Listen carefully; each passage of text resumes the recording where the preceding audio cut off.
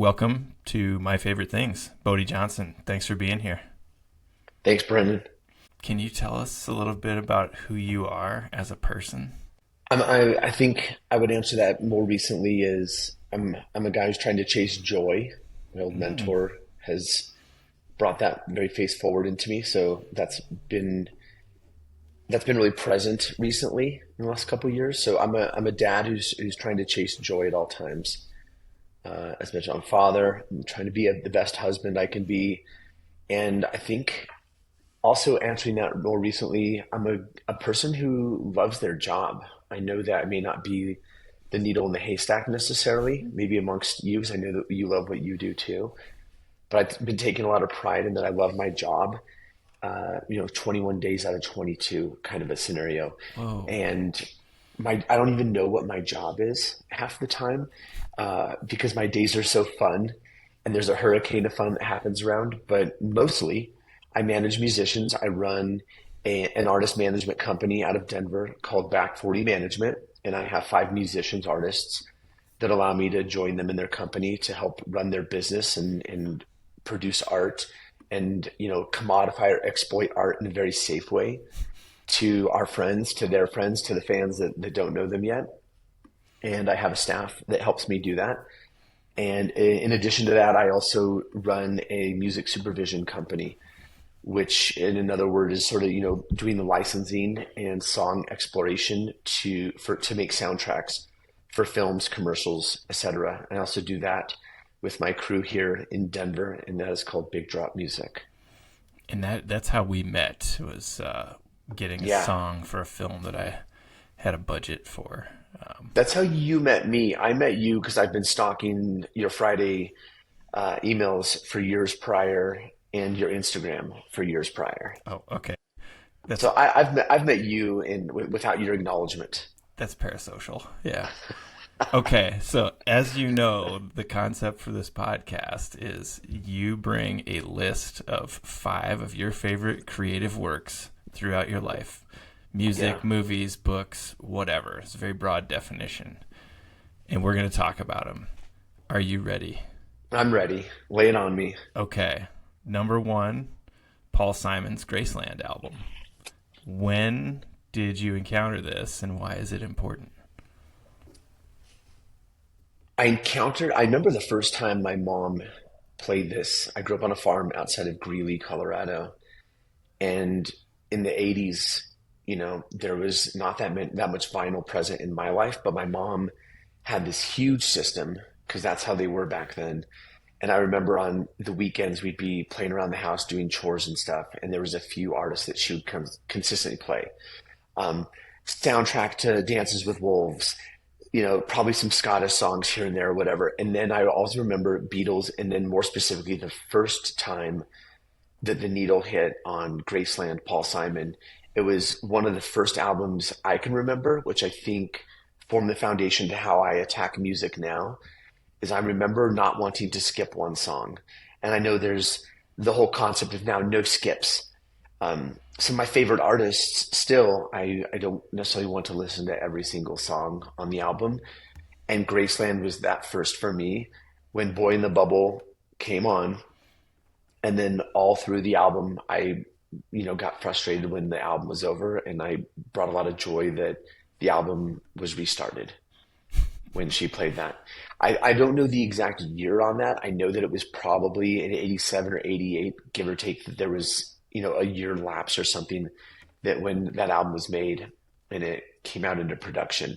But that album to me formed what I love in life. He's still my favorite artist, Paul Simon. Uh, yeah, I could go through each track. I've spent many hours. Not that I'm a musicologist by any means. I'm just a fan of him. But I've seen countless documentaries, podcasts from uh, professors at Emory about poetry that talked about Graceland and trying to extrapolate the meaning of what they think Paul Simon was talking about. I've heard versions of Graceland, the album and the song, in Paul Simon's own words. I've been able to see him, as I mentioned. I even got to know, uh, Art Garfunkel's catalog a bit and got to see him in a studio session, given some of the perks that happened with my job. given he wasn't directly related to Graceland, but how could he not be? You know, Hmm. Yeah. with Tom and Jerry, the original band, prior to Paul Simon going out and doing his work solo. What what I love about the album as a whole is just that what it did for me in my youth. But then as I become a manager, as I become a father, I'm 44 years old now. I start to realize that how you can judge art, or what is the point of judging art. And bear with me for a second, but people might come to me more recently and be like, oh, you're an artist manager. What do you think about Doechii? What do you think about Taylor and Travis? And I'm like, it's art. It's no different. Like, because I'm a manager, am I supposed to have a better idea of what a good piece of art is? Because I've painted before, do I then get to tell you why Jackson Pollock is brilliant or just spots? Like, I don't care anymore as long as fans react to it and fans are happy with it. And why am I put in a position to be able to tell somebody that art is better than not? It is art. And now when I look at that about Paul Simon and Graceland, what it's done for me, if I am going to be a hypocrite to my previous statement, I find even more beauty about it now than I did back in the day. Because back in the day when I was born in 81. If I heard the album when I'm, approximately 8 years old or so, like I'm not having the understanding of what Graceland is or the metaphors that he's bringing in. I don't understand what's going on in South Africa when he went to record with a handful of musicians in South Africa. He brought it back to studios in America. Then he composed the writing on top of that. And now you're mixing New York City culture, Paul Simon's upbringing, his art, South African politics, musicians. This is all coming to a head here. That's none of that is registering for me when I'm a young guy. I just like music because it makes me feel good. And I think that's really important. It just made me feel great to hear all these different sounds. I have no idea where they're coming from, but all I know is they're coming from these speakers on a farm and from this white guy named Paul Simon. And now when I'm older and watching these documentaries, hearing from the different parties involved, hearing some of the critiques involved about why it was made and how frustrated they might have been that a white guy came into South Africa during a very tenuous time, to say the least. But I think there's a lot of beauty in that. Yeah. So, and yeah, again, as a father, or now like if I'm going to study the different versions of why those songs came to be, and what Paul Simon was aiming for when he says, let's focus on the song Graceland, what he was specifically focusing on. It wasn't Elvis. Part of it was Elvis, but there's a lot of meanings to Graceland that Paul has let us know that this isn't about specifically one location. This is much bigger than that. So Graceland is a greater metaphor. So now it has grown on me in different ways, and I love it. Yeah, it hits me. I listened to it a little bit this morning in prep for this, just for fun. It made me smile, and then my favorite song, "Diamonds on the Soles of Her Shoes," came up, and the writing content from top to bottom still makes me, it makes me beam, have the same reaction that I remember that I had before I was a teenager. And then there's still, music gods doing what they do best in here, which is just, cross-pollinating cultures, music. It's timeless. So it's hit me. So it hits me every day. When you press play on it and you hear the first few, let's say the first 30 seconds of Boy in the Bubble, what do you see in your head when you press Are we play talking about like, nowadays? do I have synesthesia, Well, I mean that's one thing, but I'm thinking like, is it a memory? It used to be. So I remember my house on the farm was this quaint abode in the middle of 2,000 acres of fields and 600 cattle.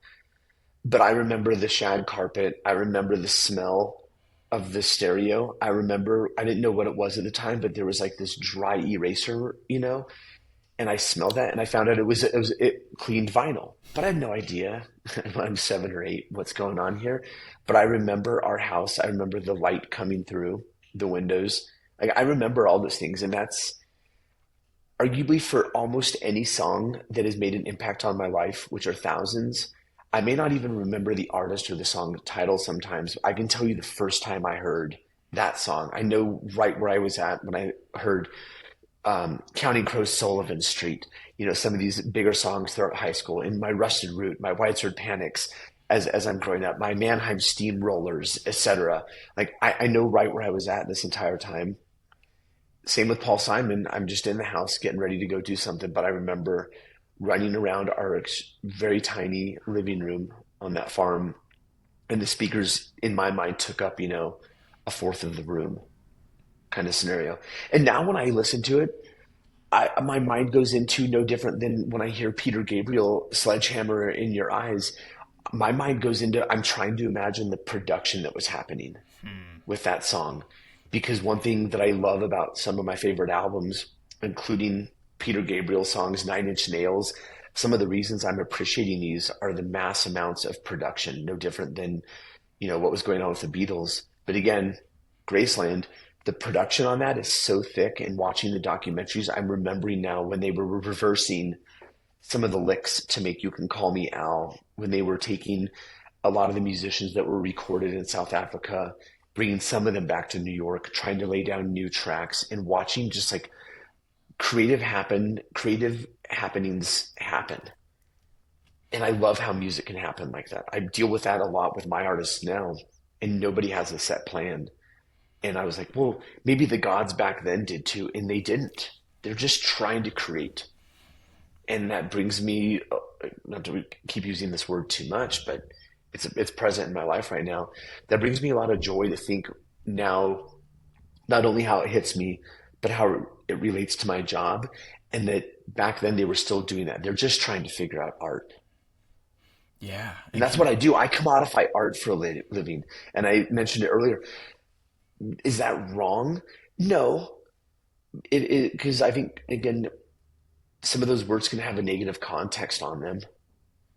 But I remember two ad agents that I watched on Masterclass. They were saying we exploit the truth of the product, because exploitation has a negative term to it at times, but not if you're exploiting the truth of the product.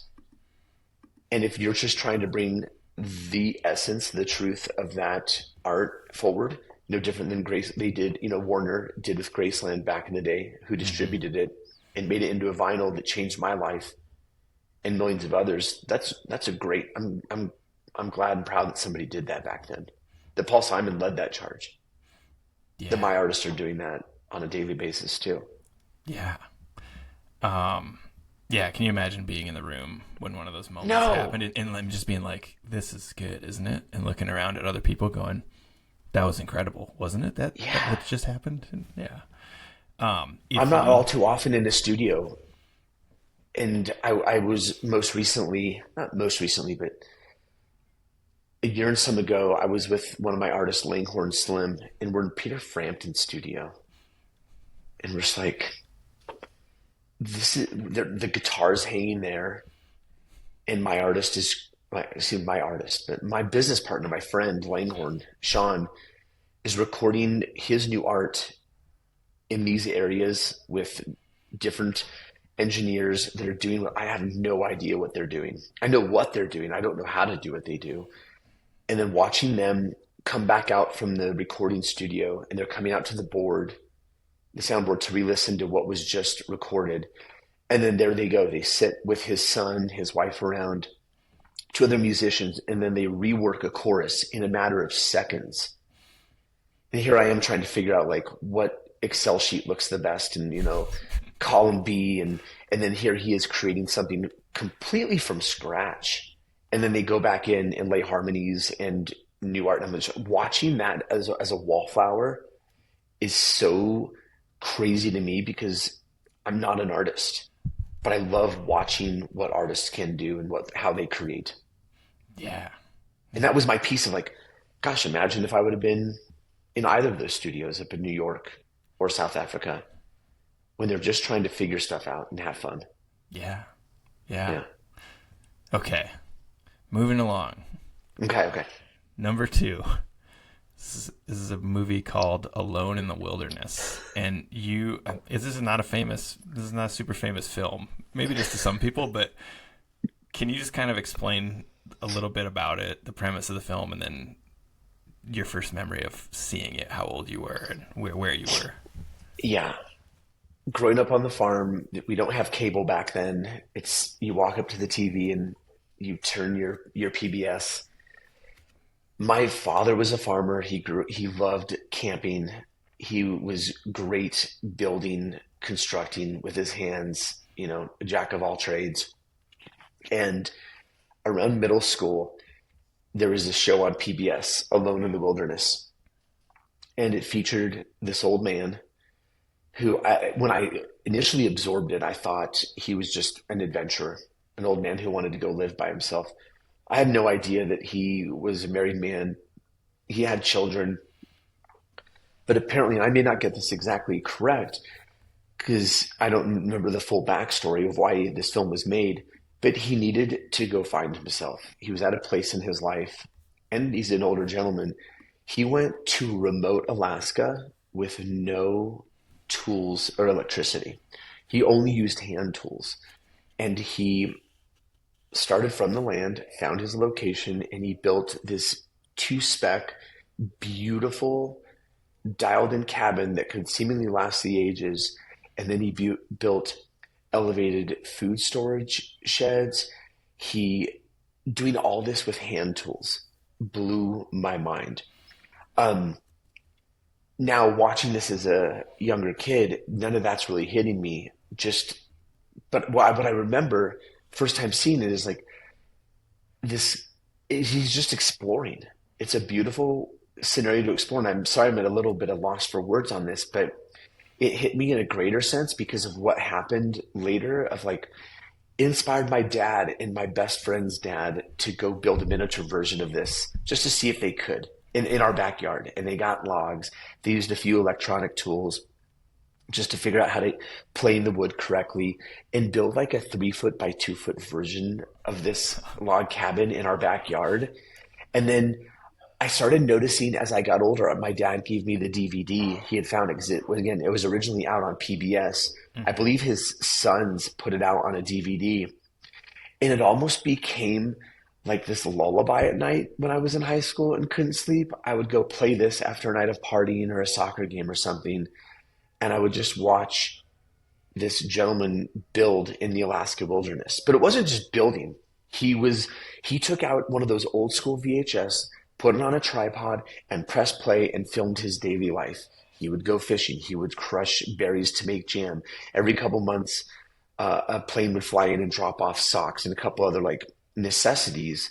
But really, when you're watching him carve the hinges out of wood for his cabin and making proper cement so that his handmade fireplace can work, like how beautiful can this get? Would I do that now? Yeah, I would do that exact thing now. And by exact, I would mean like I would bring in my iPad, and I would make sure that I had my music there, and I would make sure that I had enough batteries and solar chargers for like my version of that.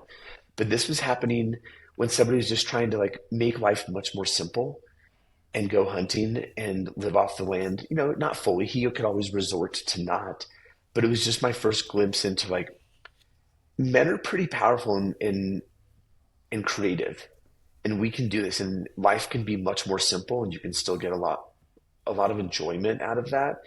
And now I have his book, Prenicky. His name's Dick Prenicky.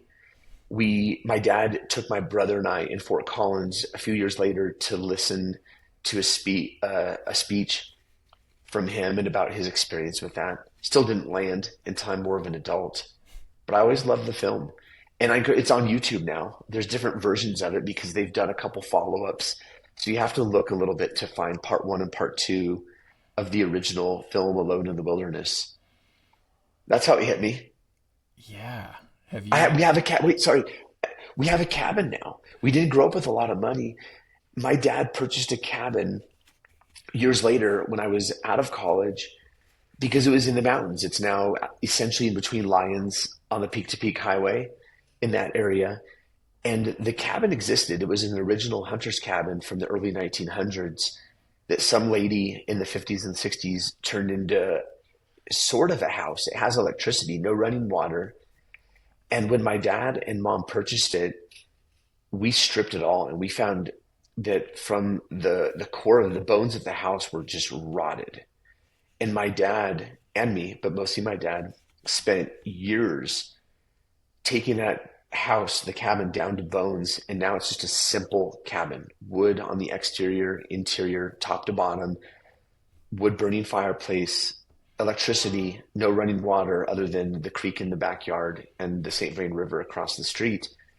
And then what I found out even later is I didn't know that it was from this, but just what my father had instilled in me, which all relates back to this Alone in the Wilderness. I used a garage in Denver and major power tools and planning, but my friend and I built an 8 by 10 foot little annex house. And we built the walls in Denver and hauled them up to my cabin area. And my dad had leveled the land, no different than Alone in the Wilderness. And we put, prefabricated foundation pieces on there so it could still be moved, but it's not into the ground. And we built an 8 by 10 foot little annex house with a queen bed, a loft, and a climbing wall for my kids to get up there. And it has a porch and a rocking chair now, and it sits right behind my cabin. And that, in my mind, all of that stems back from that, back to the cabin, back to Dick Prenicke's cabin that he built Alone in the Wilderness. Those are all tied together in my mind and in my heart. Yeah, both these first two things are things that just keep sticking. They're still in your life, like in very, very visible ways. It sounds like just kind of Absolutely. Incredible. Yeah, it's not like I remember this thing. And have you ever thought or considered? I don't know if this is even possible. Trying to go visit the original Dick Prenicke cabin. Do you know if it's even still what? I don't know if it's still here. I've heard it is because we have looked online to find out the location, and we started to spy a while ago the lakes that he was pulling some of those grayling fish out of that he was feeding off of. I haven't. I have friends in Anchorage and in Fairbanks now that know about this, and we haven't ever brought it up. I think that's a great idea. I would love to see if it's visitable. Yeah. It's like a way less popular Chris McCandless green bus, in Totally. people were going to that.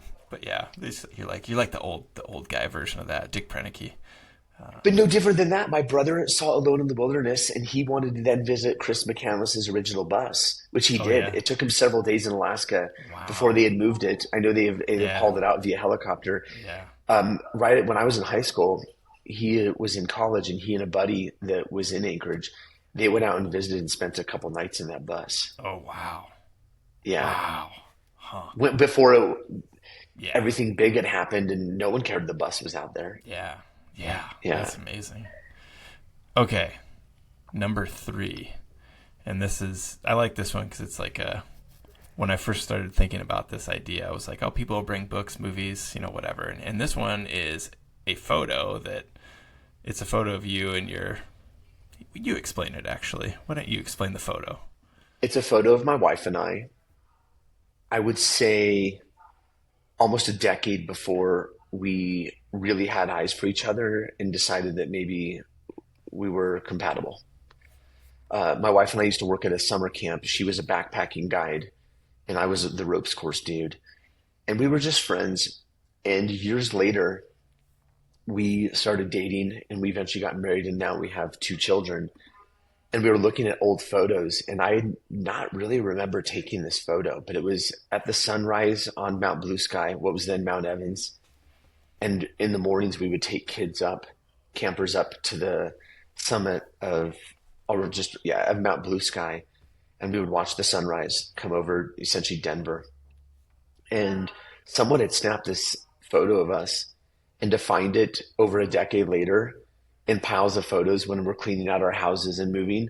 And here's my wife and I looking completely happy while we were both probably dating other people at the time. This is probably back in 2001, 2002 summer. I got to interrupt here. People Please. who are listening to this will not be able to see this photo, but you guys are pretty close here. You almost touch it. Your heads are touching. It looks like you're hugging her from behind. Is this just friendly? I'm looking at it right now too, and it is. Okay. All right. I mean, I flirt with people. I flirt with you. I think it's fun to engage with people and figure out their personalities. And I'm looking at this on the other screen right now, and you're right.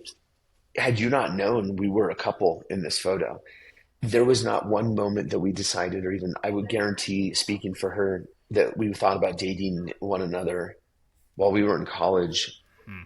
Guiding campers in the Colorado mountains, and which really surprises me. This is why it's one of my favorite pieces. Like, this looks like we should have been together so long ago. This looks like this should be my wife. And if you would have asked me between 2001 and 2009, like, what's going on with her, or who do you think you're going to marry, I can't imagine her name would have ever come across.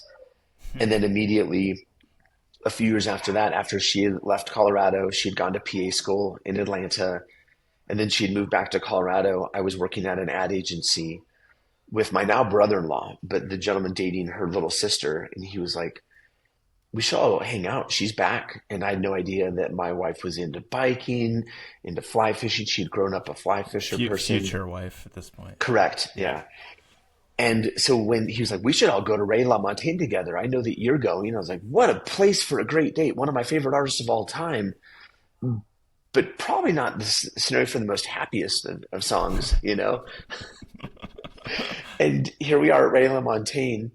First time in history, I'm not focusing on one of my favorite artists. And I'm getting to know this girl that I had been friends with, a decade prior, and learning all these cool things about her that when I'm in college didn't come across, of that she was an avid road biker and doing these crazy endurance runs. And then also was fly fishing in Montana. And I was like, how much commonalities did we miss back then? And she had just moved back to Colorado, and then everything fast forwarded from there. And now, because of Paul Simon and Brittany Howard and all these other great concerts we've seen, we have kids and friends and this entire community built around her work and my work. Yeah. Have you talked to Sarah about this photo, like, recently? Does she have the same memory that you do of of the whole timeline? Well, now I will. I know that her parents and my parents have poked fun at us because this picture that now it's covered with a child, with children, but I have the same frame here. Oh yeah. Yeah. And hers is right behind it, just with an updated photo now. Okay. But I know that her parents and my parents made fun of this photo of like, no one recognizes this photo. No one knows what's going on here. Come on. Like, this is pretty face forward. Yep. And yeah, no recollection who took it. I mean, it was on my camera, my old 35 millimeter. Oh, wow. Yeah. So it was printed out when you found it. Correct. Okay. Because that's what I would do back in college, is take tons of photos with my 35 and you just delete the doubles physically. Yeah. So then you find it. Explain the finding of it years later then. Are you guys both moving out of houses to move in together, or what's going on? Oh, okay. Wow. Yeah, I had a place in Boulder. She had one in Denver. I'm moving into Denver to work as an artist manager. And I have this huge, almost like an army or military case. And in it is just, you stack your photos to the edges to keep that 90 degree. And that's how the stack of photos can stay put. And then you smash CDs, and like, is a random assortment of like your yesteryears that you forget. And I just wanted to start compiling and being more efficient with space. And I brought out all these photos, and I started looking through camp. Like, this was not in a photo book. This is one amongst 400 photos of my high school, and of my high school through college timeline. And then all of a sudden I'm moving in with this gal, and we're moving to a new place, and I'm cleaning up, and I come across this. I'm like, John Cusack, Serendipity. Like, how cheesy are those things when I'm younger? Like, these things like that don't exist. This is 40 is the dumbest movie ever. That's not real life at all. Until you're 40 years old, working in the music industry, having a real life with your wife and kids, and having a parent. So I'm like, man, Judd Apatow created a documentary here with a comedy aura. There's nothing fake about This Is 40. Like, no different than this serendipity and this photo existing. Like, of course it should have happened that way, and it should only make you laugh. Like, so when you found it, would you just show it to Sarah? You're like, hey, look at these two immediately. Kids. Yeah. Yeah, and then as I recall, I could be off, but as I recall, my parents come down often for dinner, and I showed them this immediately too. Like, we just how fun this is that we found this, and it just became like a lighthearted joke at that point. Again, of everybody pointing fingers, saying like, "Of course, like you guys should have known," but we didn't. And I'm speaking for her too. There's no reason that she thought she was going to end up with me during that photo timeline. Like, we did not have eyes for each other. We were just working, being buddies, and then fast forward 10 years and everything 180'd in the best of ways. Yeah, do you think you think that was good for you? Like she actually encountered a wiser, maybe more mature version of you? There was no reason anybody should have ended up with me when I was 23. Okay, that's great. I'm still immature.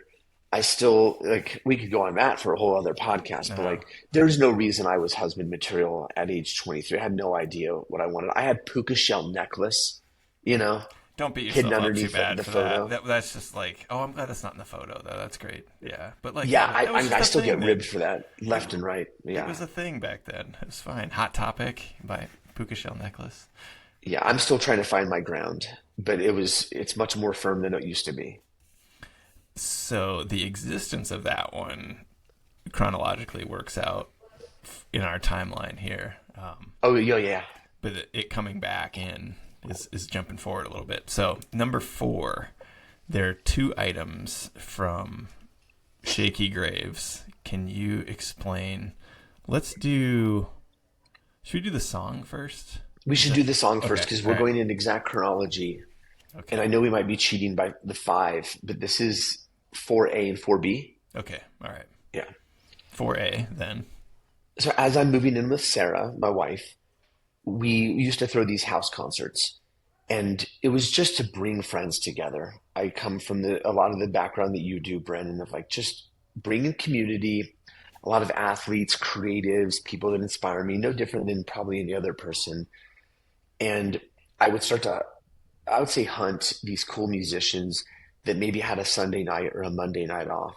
And I would have like Gregory Alan Isakov or Nathaniel Rateliff, Joe Pug, these amazing musicians come through my house just to play with friends. And I didn't know what I was doing. I would just give them whatever my friends would donate at the door, and we would just have a great time together.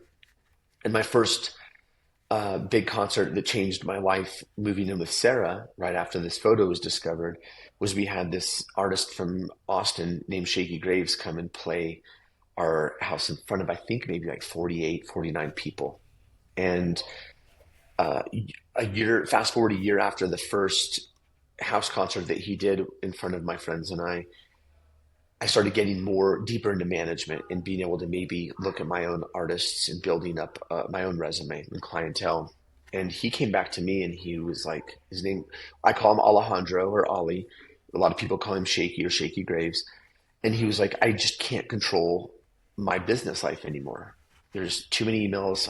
He knows that he needs some help. And that's where a manager often can come in, is to help you build out your team, understand how your art, the Venn diagram can work and intersect with commerce, and try and build a career out of what maybe songs that he might have written just because he needed to. No different than typical artists.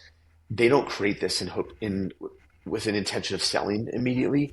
They create it because they're an artist and that's what they were born to do. He is no different than that. And when we decided to work together, we flew him in, my old boss, and I flew him in, and we played a show at the High Dive in Broadway in Denver. And it was a free show, but hundreds of people had paid the small ticket fee to reserve a free ticket to go there. So he immediately sold out his free show at the High Dive. And that night, we went out to Don's Tavern on 6th, and we had a couple drinks, and we decided to work together. And later that evening, about 1 or 2 in the morning, he had brought out these demos that he brought on his phone, and he played the song called "Only Son." And the song that he sent me that I'd sent you to listen to is no different than what I explained with Langhorne Slim earlier. This is just a demo of an idea that he has, very lo-fi, a lot of hand claps and thigh slaps and basic percussion. His friend is singing background, and this song hit me. I was stopped in my tracks. I had already decided to work with him based upon his personality, the friendship that we were building, his catalog that I'd already listened to, and then all of a sudden he dumps this bomb on me that is stops my heart. And the next song he played that I didn't send you was this song called Family and Genus, but both of these songs are on his album called And the War Came, which is just over 10 years old now. And the moment that song was done, I was mad. I was mad at him. I had a tear in my eye, and he knew he was looking at me. And the only thing that we could do is play the song over again. And part of me was like, why do you want to listen to your own songs? But one thing I appreciate about the musicians and friends I have in that world is half the time they don't, or if they're doing a podcast, they do not want to re-listen to it again. They've heard their song, their voice enough. But he was so proud of this creation and this direction. And I think, I'm not positive, but I'm very confident that he appreciated the value that I saw in his heart too, and what it did to me the first time. I don't know what I looked like, I can imagine, but I think he saw what it was doing to me and how it was impacting me immediately. And we played it no less than 4 times that night. And then he's like, I got one more for you. And then he played Family and Genus, which did the same thing, Deer in Headlights. And back to my mentor who recently passed, this gentleman right here, he taught me to chase joy. And he taught one of my other friends, like, if you aim for their wallet, you're going to miss by a mile. But if you aim for their heart, that's the right way to do it. And when I've had troubled times So good. in my career, I'm trying to navigate an artist and be like, is this artist right for my portfolio? Is it correct for my business? Can I see this artist selling out Red Rocks in 4 years? Do I have an exact plan? And there's a lot of benefit to how my job operates that does that. But the reality is, the artists that I've had a lot of success with, it's because I fucking love their music. And because when I need to do a chore or work for them at 11:30 at night while I'd rather be sleeping, it's not really a chore. It's when I don't want to go to work. I don't really have that feeling that often. I got up today, saw my kids off to school, and I got excited to go to my office because I get to work with musicians who scare the shit out of me, challenge me. I don't have to do the same thing every day, and their art inspires me. I don't have an artist now that I don't love their music and what they do. And Shakey taught me that. He was the first client I had, or I'll call it business partner I had, that I was like, I love exploiting you to my friends. Oh, exploit? You mean share their songs with friends because I think what their song does to me is amazing. I think it's going to move them the same way. Like, call that exploitation, and I'll be guilty of that every day. But I love sharing his music, and I love sharing my artist's music, and that song allowed me to start working with him. And I couldn't wait for that song to find its maturity and to end up on Spotify or a vinyl or a CD from that day. And it took a year and some for that song to find its way out into public. And now every single time he plays Only Son or Family and Genus, like, it moves me, and the crowd gets shook and everybody is quiet. Not because he's asking them to, because it mandates that. I was going to say, does he have the same sort of bond with you? Like, have you been backstage or off to the side of the stage when he plays it live? And do you guys like wink at each other, or like, is there any sort of moment like that? Or is it just kind of like you're having your moment off to the side? There's no wink. I have my moment, but what's beautiful about him, amongst many things, is that when he comes off stage at the end of a show, he and I both know if he's had a great show. And it's no different than people expect artists to have a 10 out of a 10 show all the time. Like, I went out for a trail run yesterday and I just could not or 2 days ago, I could not get my body moving. Like, you have an off day. Maybe no one else notices. I looked at my Strava when I was done with my bike ride last week that I felt slow, and I was like, I was off by 45 seconds. And bringing that back to him, like, Shakey knows when he has a 10 out of a 10 show, a 9 out of a 10 show. Does the audience? Probably not, because he's a professional. When he thinks he's had a 6 out of 10 show, I'm like, maybe the audience noticed you had a 9.8, you know? But he knows. And when he comes off the stage, I don't even need to tell him that he's played one of my favorite songs.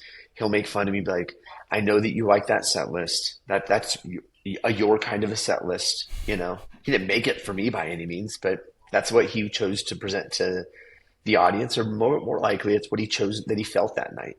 He's one of the few ones that doesn't often do a set list, which is great and sometimes not so great. But one thing why he captivates people every night is he put it much more eloquently than I am back to you.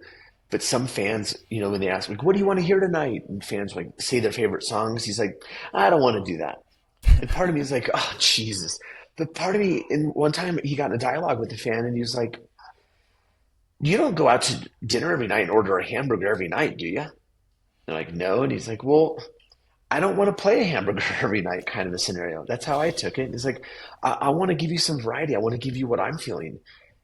And that goes into the bigger concept of like, do you play the hits every night or do you play what you feel like playing? And as a fan, sometimes I'm like, give me the hits. I went to Paul McCartney a couple weeks ago. Give me Wings. Give me Paul McCartney. Give me Beatles. And then he played a couple deep cuts, and I'm like, good for you, man.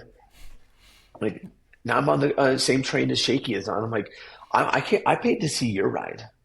I Yeah. want you to entertain me how you feel like I should be entertained. Give me what you're feeling. Give me some B-sides. Like, I'm gonna be okay with that nowadays. But if you ask me tomorrow, I'm going to be mad that I didn't get all the hits sometimes too. When I saw Nine Inch Nails, out of my few times I've seen him, and the one time they didn't play Closer, I was like, come on. I was like, good for you, Trent. Got me. Can you imagine like being somebody like the Rolling Stones who's been touring for 150 years and like how many times they've played like, let's just say I Can't Get No Satisfaction. Sure. How that must feel for like they wrote this when they were like 20 something or whatever, and then they're like, what are we, like 6 decades of playing this song together? I just imagine that must be a very interesting feeling. Be like, I guess we're doing it. I want to Yeah. know how many times artists like that have played, because I've asked Shakey, how many times have you played Dearly Departed, or maybe something from one of his earlier albums, like that's like a Late July or a song called Roll the Bones that are almost staples at Oh every yeah. show. And I mean, 1,000 doesn't even start to scratch it when you're thinking about demos and rehearsals, and then Hmm. you know the sound checks it shows, and then he does between 60 and 95 shows a year. Or when he was younger, he was doing 120 shows a year. Like, these numbers add up, and then you add 40 some years to that when you have Mick Jagger doing Satisfaction. Like, yeah. And do I get mad at them if they don't play that song? Not anymore. Like, man, I don't love looking at poems or pictures I've written years ago. Hmm. And sometimes you have to be like, does that artist love that song they wrote when they were going through something, or when they were in their young 20s and now they might not be? Hmm. How must that feel? Because they have the meaning, no different than Jeff Tweedy talking about Wilco's history. I'm like, what is selling out a song? He's like, Hmm. does the meaning of the song change because it was placed in a commercial that you didn't like, or in a movie that you didn't like? The song, I wrote the song decades before that. You changed the meaning of the song. I didn't. Mm. Yeah. Yeah. And I bring that back to the artist. It's like, how hard must or must not it be to play these songs over and over again, when that song, they wrote that song during a certain stage of their life, but I received it in this stage. Who has Yeah. the real meaning? Well, that's part of the beauty of it. Yeah. Yeah. It must be fascinating to think like that sort of thing, to think about the interaction between an older artist and being like, yeah, looking out in the crowd and everybody's the same age as they are roughly. And you're like, yep, I wrote this song when we were all 23, Exactly. and like, yeah. And was I married like an appropriate husband at 23, according to that photo we were talking about? No, like, there's no. I was confused. That's why this song was so great. Yeah, exactly. Yeah. Let's do the second thing. So Okay. I will not be able to link to the actual mix that you have of that Shaky Graves song of Only Son, but we'll just link to something like a YouTube video of it or something like that so people can Great. listen to it. Second thing, 4B. We're already breaking the rules here, but Thank you for breaking the rules for yeah, me. what is the second thing? 4B is a Calvin and Hobbes. I'm one of the probably few people, my wife even made fun of me, but like, I've never watched Calvin and Hobbes comics open to book when I was younger. I never understood them. Uh, And Shaky brought this out. I mean, he does dozens of interviews a month at times, and they oftentimes, these people ask him like, these random questions like, give me what's inspiring you, no different than this. And not to get too nerdy here, but like I'm deep into astronomy. We just went to Crestone last week and just stared at the stars for quite a while. And this comic strip Shakey put out in one of his interviews years ago, and it hit me so hard, having never seen Calvin and Hobbes. But basically, if people are not watching the piece right now, he's staring out into the universe, and this is just a few snapshots of the bigger comic role, but he's just shouting into the universe like, I'm significant. Scream the dust of spec. And this hits me no different than bringing my wife into the conversation, my old mentor, my parents, these really important pillars of my life.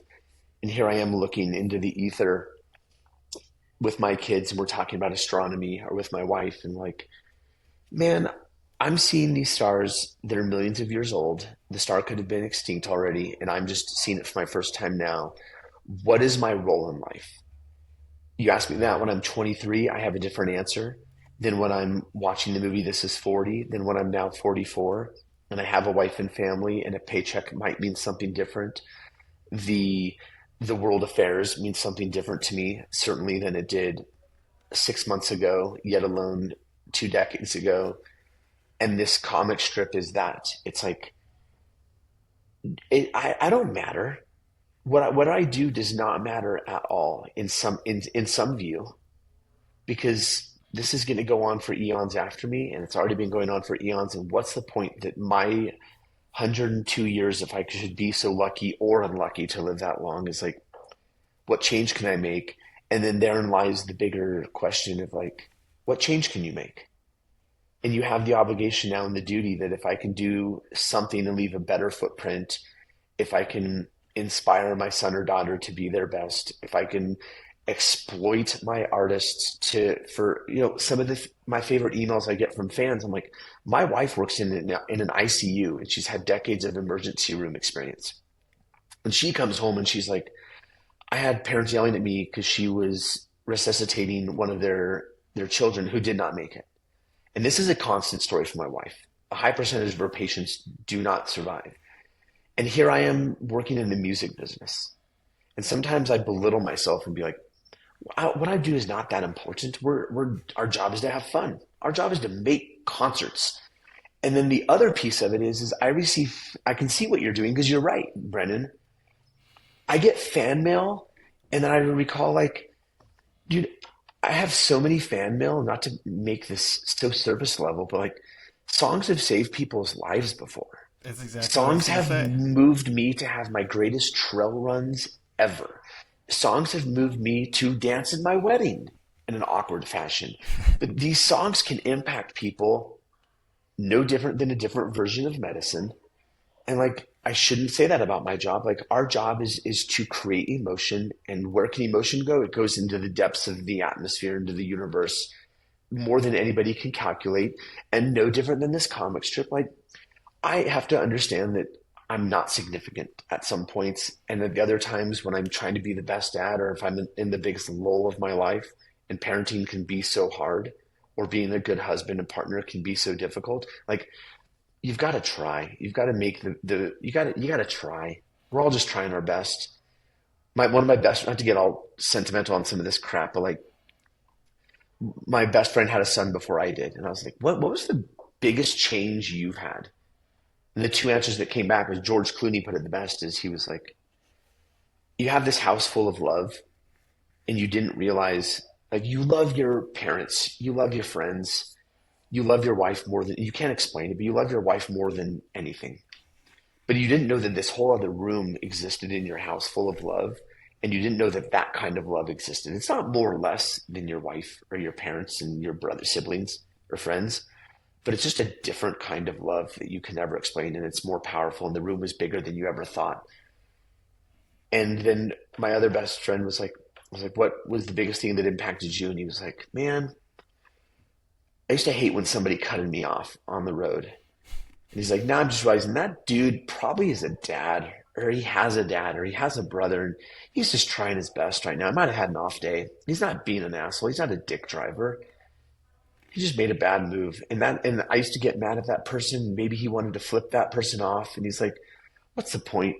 Like that guy might have had a rough day at work and it's somebody's son. He's like, I didn't realize until I was a dad that like people can have off days. And it's just somebody's son having a bad day or making an off move. Like that relates to me back to this comic strip of like, we're just trying. That's Our role's our significant. role. Yeah. Yeah. I think it is significant. Yeah. All right, we should move on to number 5 after we snuck Yeah. in. So number 5 is All Quiet on the Western Front. What? You explain this. Wait, and this is a later. This is, Seems like a later edition. it's a way late edition. I read handfuls of books when I was younger. I went through a huge desert. And in the last half year, I found great enjoyment in reading again. And I used to go nonfiction too much and I couldn't sleep because it was too intense.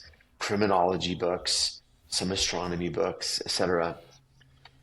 And I think this goes back to now that I'm a father and the best friend that I just mentioned about what changed when you were a father.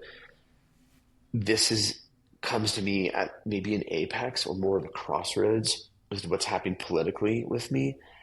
And I'm now reading All Quiet. I just read it, and it was like a book that most people read in high school. I skipped a lot of these classics being in the high school and track that I was, and I'm going back to find out some of these comfort books or these classics by by the literaries.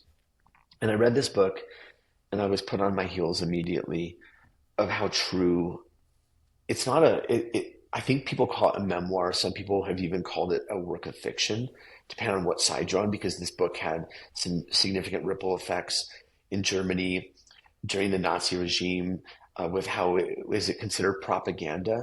To me, it's a memoir from someone who went through catastrophe, a major war, and they're speaking about like what is life, what is brotherhood. I'm not gonna. Most people probably listening to this have read it because I'm one of the few that haven't.